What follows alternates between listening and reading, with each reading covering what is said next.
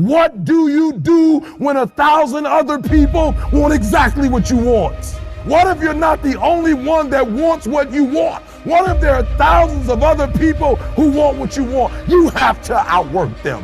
You gotta outgrind them. You gotta get up earlier. You gotta stay up later. You've gotta execute, and you've gotta go from 70 to 120.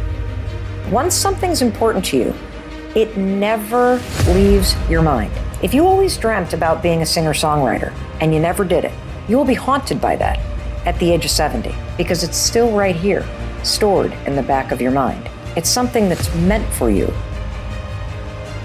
When things go wrong, they always seem to happen at once, and they just compound on top of each other. And it's pretty easy sometimes to feel beaten when you're faced with all those issues and all those problems, and they all hit you at the same time. But let me tell you, that doesn't mean give up. In fact, it means the opposite. It means it's time for you to fight harder, to dig in. It means it's time for you to go on the war path. We have a factory, a nice governor in our brain, and it's a survival mechanism. It protects us from pain and suffering. We should back off. We should sit down, find something more comfortable. And there's something about the mind. The mind has the tactical advantage over you at all times. At all times of your life, the mind has a tactical advantage over you. Why is that? It knows what you're afraid of. It knows your insecurities. It knows your deep, dark lies. And it starts to push you away from that shit. It pushes you in a direction that is comfortable. The mind controls everything. So what I realized was that when I was growing up and I was 300 pounds and I got all fat and I got all insecure, I realized that my mind kept taking me in this direction. When things got uncomfortable for me, when I was facing my insecurities, I was facing my fears, my mind said, oh no, we have the tactical advantage. We need to get you, separate you from this feeling. This feeling over here, life's all about feelings. We want the happy feeling.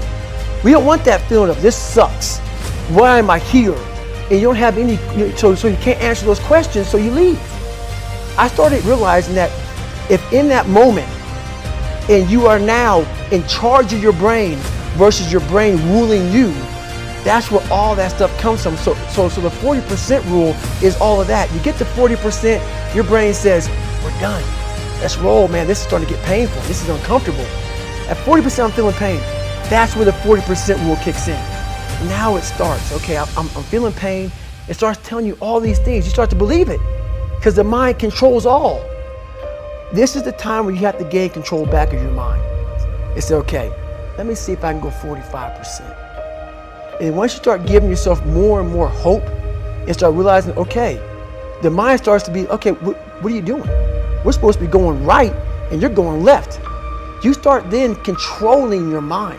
You know, tough times, this is what they do in our lives. They reveal what we are made of. But they reveal what we are made of. You know, I will never know who you are until you go through tough times.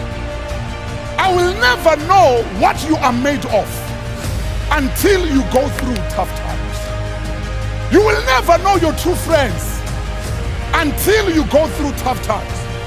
You will never know your true husband until you receive a message from the doctor that says there's no chance for you, of giving birth to children. You will never know his heart. You will never know. You will never know the wife that you have until you lose your job. That is when people are being revealed. Tough times, they reveal the true us. They reveal our true friends. They reveal what we are capable of. You will never know what you are capable of until you go through tough times.